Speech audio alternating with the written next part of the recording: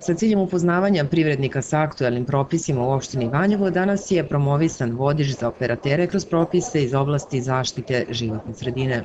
To su uobičajeni svakodnevni problemi. Ono za što se borimo to je za jedan integrisani pristup na lokaciji da možemo da kontrolišemo i vazduh i vodu i zemljište i u tom smislu ćemo se boriti za nove nadležnosti ministarstva, a inače radimo najviše preventivno, trudimo se znači da sprečimo i akcidente na lokacijama preduzeća i u prevozu i tako dalje.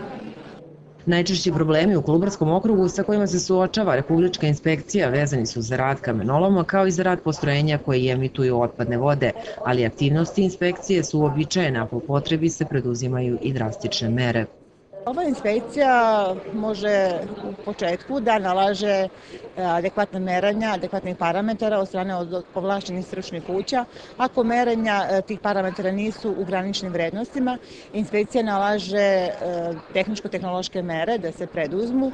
Ukoliko se i te tehničko-tehnološke mere ne preduzmu i ne postignu adekvatni efekti, ova inspekcija može da zabrani rad postrojenja ili zabrani rad čitavog preduzeća i druga mera je da nalaže da piše prijave za privredni prestup, prekršajne prijave i krivične prijave. To je jedina mogućnost koju inspekcija može da preduzme.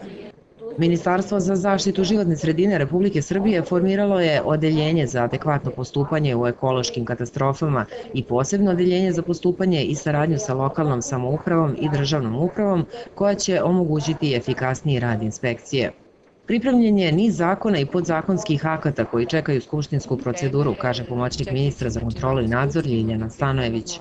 Ovom prilikom upoznala je privrednike sa organizacijom, aktivnostima i radom ministarstva.